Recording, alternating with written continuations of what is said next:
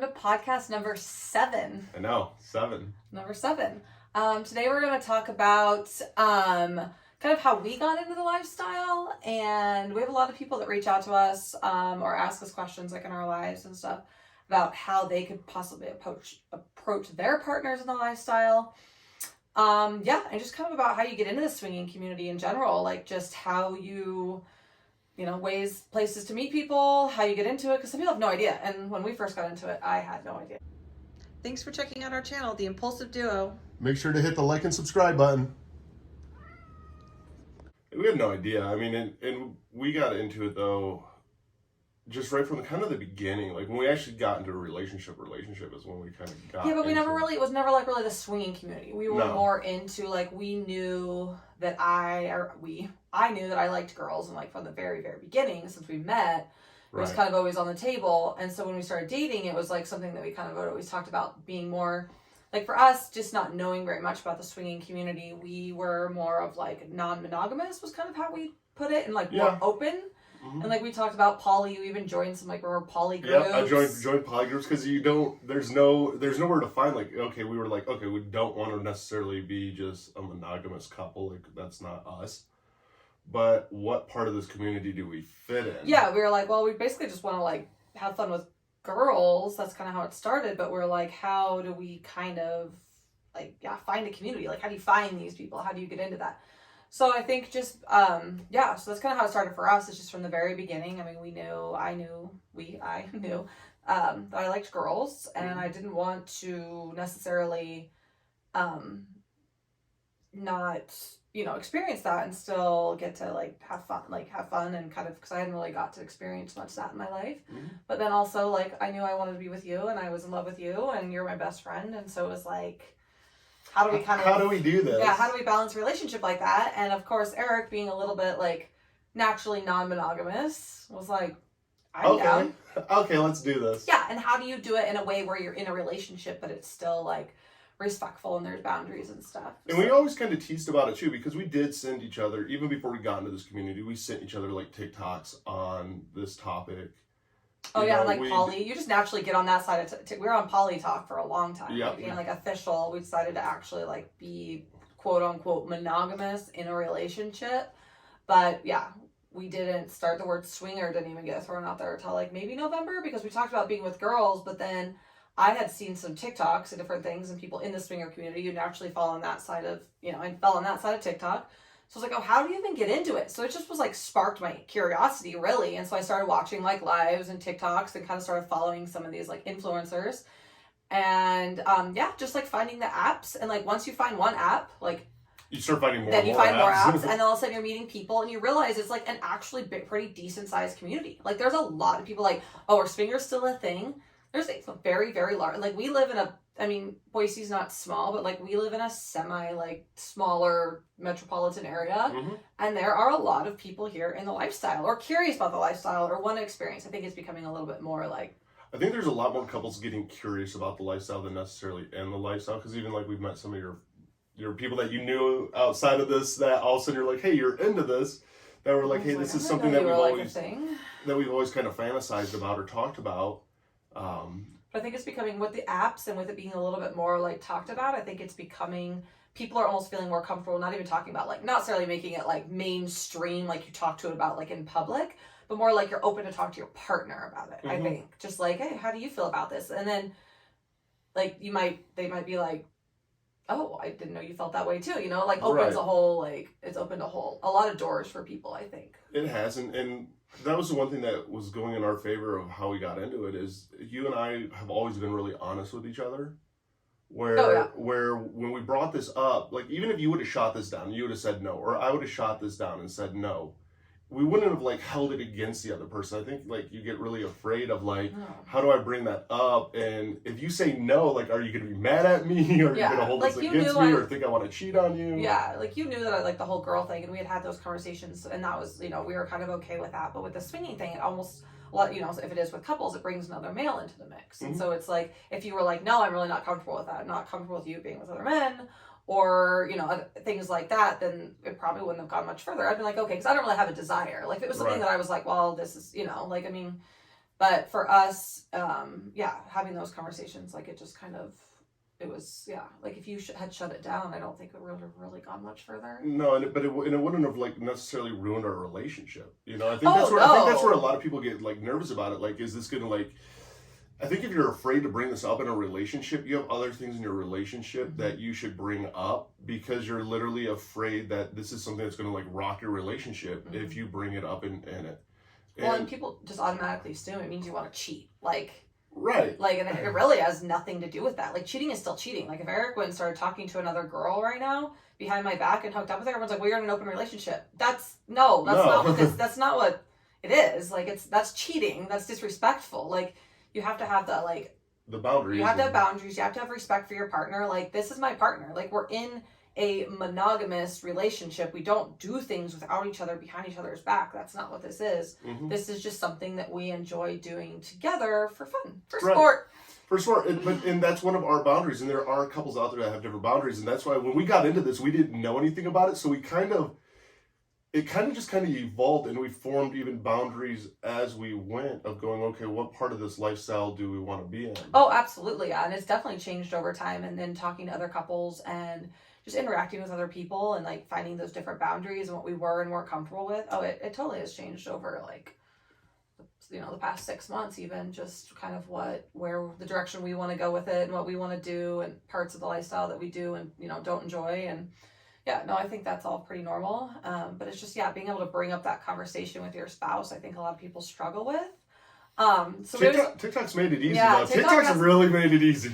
Yeah, so people always ask us, like we get approached a lot. People will message us, or on YouTube or a lot in our lives, things like that. And they're like, how do I approach my spouse? Like, this is something like I'm just intrigued by it. And just because you bring it up to your spouse does not mean that's something you have to do. It could just be a conversation you have about and opening the door for like different desires and like, things you want to experiment and things like that. And so we always tell people, we're like, honestly, if you don't know how to talk, you need to be open with your partner and you need to make sure your relationship is, at that level and you have a strong relationship. But if you're, you have that kind that's like, I don't know, send them a funny TikTok that's about swinging or bring up all the TikTok drama right now with it and be like, right.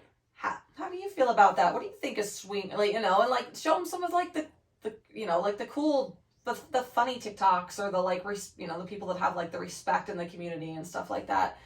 And, just kind of gauge their response and like just open the door for like their desires. It doesn't mean you immediately have to bring anyone into your relationship, but it could just open that door too for. It could, and it lets you know what kind of relationship you have and like how strong your relationship is, because like we're very open about this, and we talk about it a lot. And as you go, you kind of progress your boundaries, and together as partners, you got to respect each other's boundaries, and that's part of the fun that almost draws your bond closer together and makes this lifestyle fun. And we've even met people in the lifestyle that they're in the lifestyle, but they've never done anything in the lifestyle. There's a lot of that out there too. And that even alone can spice up your intimacy life of just talking about it, the fantasy about it. Texting with other couples, like being in group chats, like even we went to a swingers club. And it was just like kind of sexy and cool to be there, but we didn't do anything with anyone else. No. We only with each other. But that alone was fun. It was hot. Yeah. Because it was like we went to this club and it was just like, it was almost hot because it was like acceptable. It was like naughty, but like acceptable, know? And so. Especially having like a bunch of other people watch you. And you start to find out. That may not be for everybody. That may not be for everybody. For our person, even Eric was a little bit, we were like, I had a couple drinks, so I was like, whatever. Yeah. But Eric, sober over here, was like, there's people watching. I think I might have to. You will not fake this. He's like, okay. I have to fake this and be done. I'm like, no. Focus. That's how you bring me back, and that's where it's like it's cool how our relationship has evolved through this lifestyle. And one of the reasons we didn't get into it to per se strengthen our relationship, I think we got into it to have fun together, because even in our relationship, we didn't know where our relationship was going when we first got back together. Yeah.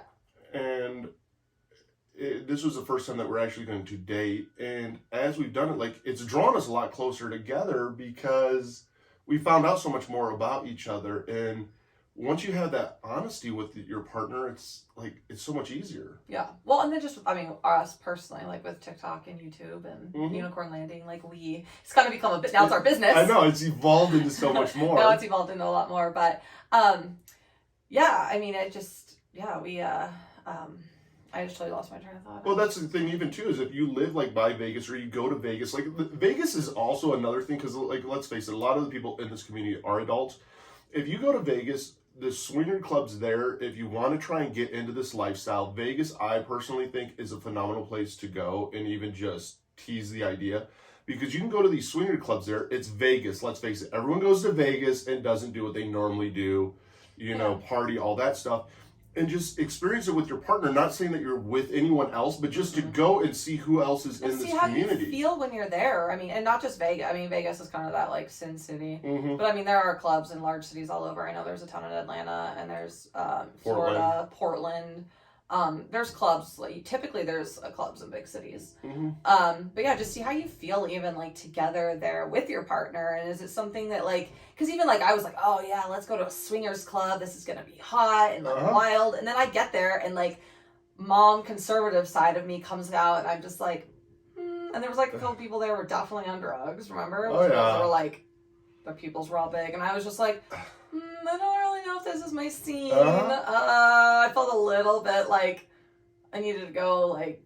But the thing is we learned that how many people are nice and kind in this community. This is the nicest community there is. The most, the nicest, the friendliest, the most open, non-judgmental.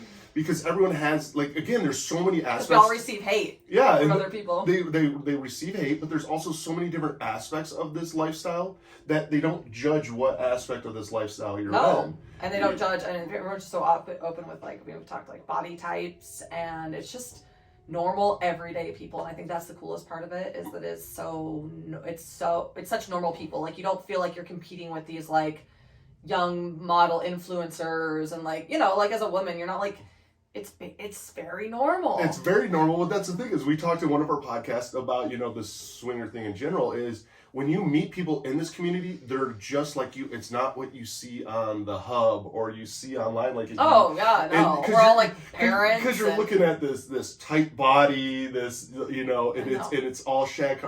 No, these are normal people with normal jobs, just doing their thing, and this is something that they do for fun, and it's one of those that it's spice cool. Up their relationship. It spice up their relationship, and you can see that these couples, they interact great together, and even when they're talking to you, there's no weirdness even between that couple, because you're like, dude, they have a solid relationship. Yeah, you definitely can't. You're not going to get very far or go very far in the lifestyle if your relationship isn't like 100% on point. And I mean, no relationship's perfect. You're all going to have your ups and downs. You're going to have, you're going to experience a little jealousy. You're going to experience a little bit. Those are just natural feelings.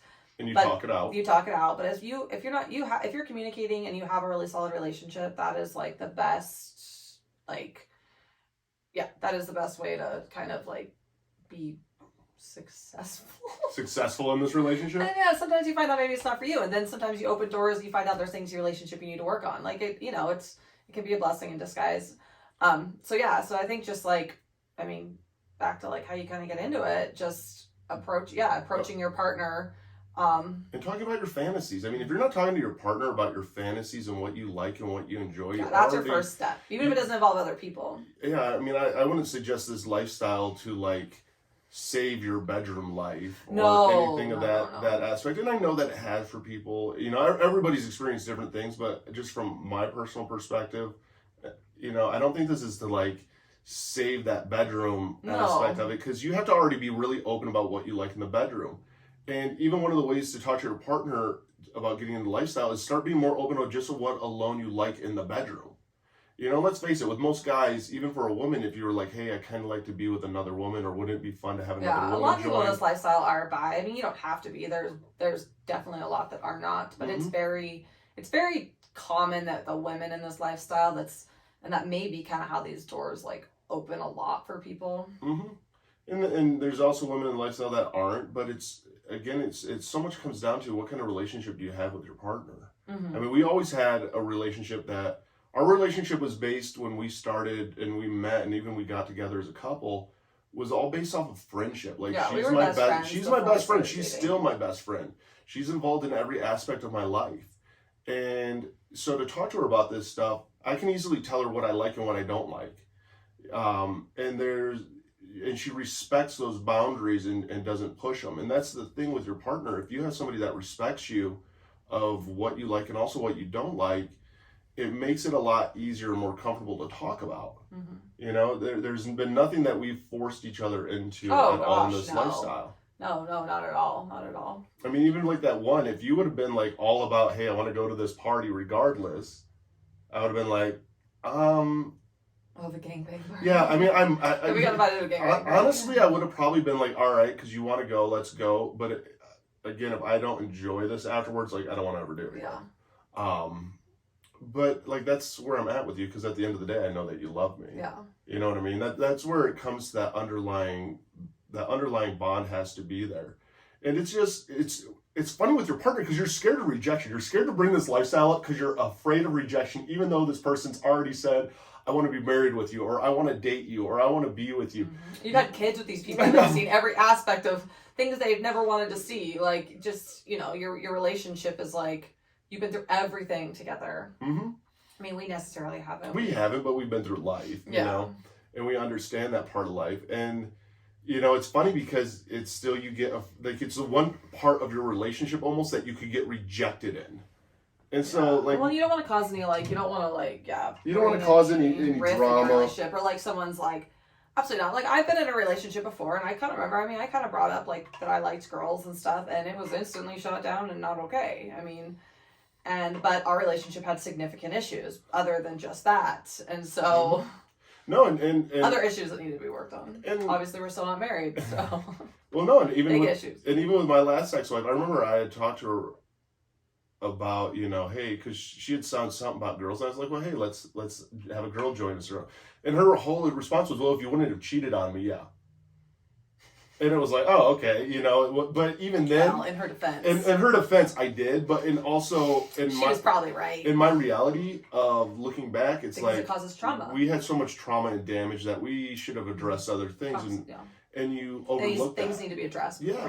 You definitely have to address it. You definitely, you know, have to figure out if your relationship is working.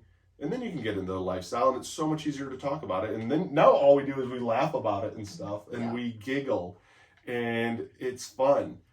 But that's the thing, is also let your partner know that it's not necessarily cheating, because you come up with your own boundaries. And yeah, you have respect. There's still cheating in this lifestyle. Like I said, if I went out and just hooked up with a girl or a guy and without his knowledge, and that's cheating. It's still I know it's hard for some people to grasp that concept of what's the difference, but when you're doing something for fun, like going behind your partner's back is cheating. It's disrespectful. It's malicious. And that's where we had talked enough about it, and that's where so much of it is talking about it.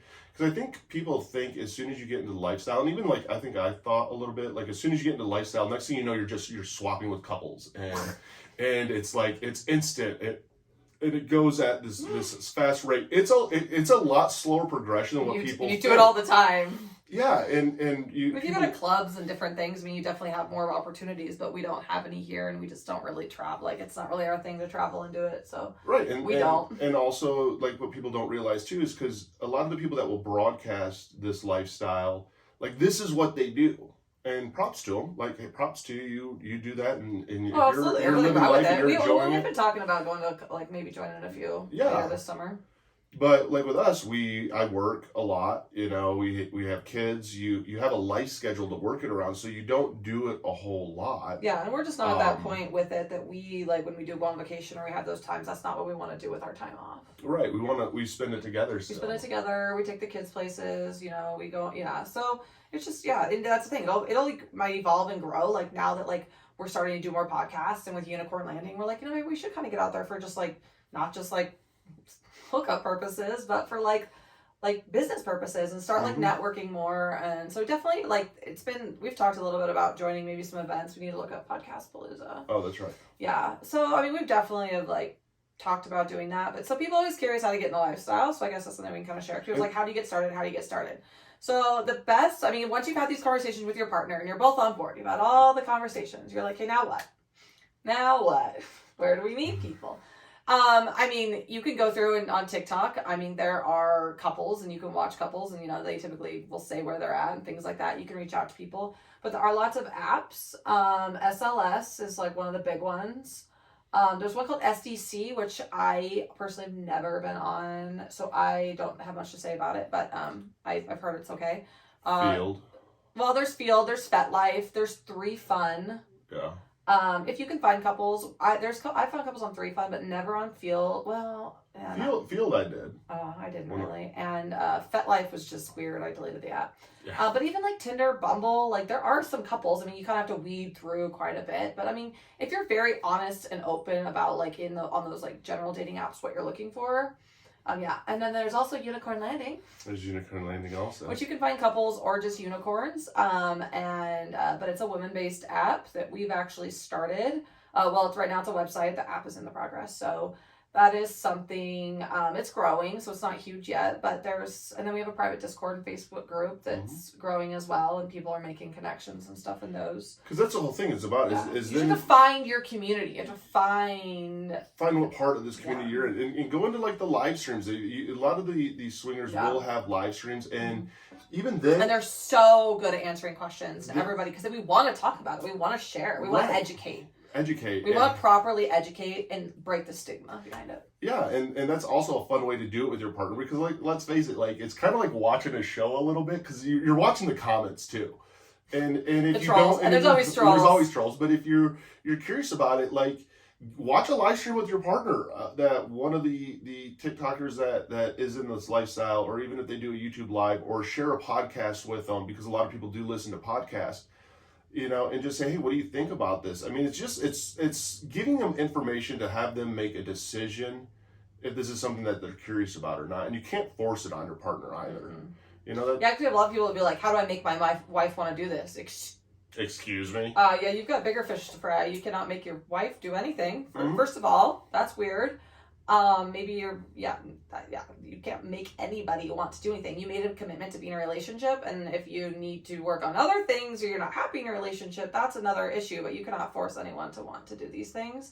But you can slowly open those doors and have those conversations as a partner, and it shouldn't ruin your relationship. It shouldn't, and you should talk about what aspects of this relationship or of this lifestyle that you like or that you're curious about, and then what aspects you're not, because there's so many different terms out there. And in the very beginning, we had to Google all the terms because you can't find them anywhere. People will still Google. They're usually on Urban Dictionary. Right, and so I'm not into just sharing her with a bunch of guys, and we're not interested in being, separately going on dates. We're not interested, if we are with a couple and we're going to share each other, we're in the same room and the same bed, like together. And these are all boundaries that we put in place, and that's all that communication that starts leading all up to this, because we had a lot of those conversations before we even acted upon in the lifestyle of, it's all those small conversations that lead up to the event, in a sense of, okay, what do you like? What don't you like? And especially after it, be talkative about it. What did you like? What didn't you like? And you can't hold like grudges and resentment. Otherwise you got other issues in your relationship. But like we talked about, like, hey, I really like this. I like this. Mm-hmm. I didn't like this. You like our first experience is burned in my head where you're like, hey, I really liked how much attention you gave me. I liked, what you did. And it was like, oh, okay. So now I know more of what you like. Yeah, and that's kind of how it evolves over time, is like you just kind of like find new experiences and and like, I mean, for us, it's just not constantly new experiences. We like people more like, we don't just find random people. We like friends. And we like friends. Yeah. So that's also the other thing is lifestyle, is just finding like-minded friends who are a little more open about either their sexuality or just having a little fun. And if it leads to that, it does, but it doesn't always have to. That's the other thing too. We have, it doesn't always have to lead to that. Right. And that's why it has to be together, and it can't be, one person driving this, because I think if one person's driving it, you're not going to have much fun. No, and I mean, there's always donut. Like, I kind of control all of our apps and kind of make those initial connections, but then like, especially if it's a couple, like we're immediately all talking and everything like that. But on, you know, like I'll talk to women and different things, and then if it's like somewhere that I feel like is like going anywhere, then I'll like be like, hey, blah blah blah, this girl, I'm talking to this girl, you know. Mm-hmm. But yeah, I'm a little more dominant in the like communication side of it. Mm-hmm. But it's definitely like all like we're on the same page. Yeah, no, we are, and we have our own little roles with it. Mm-hmm. Because I'm the one that gets naked a lot quicker than everybody else. else. He can close the deal. I can't close the deal to save my life. So we all have our roles. We all have our roles, and it's fun though.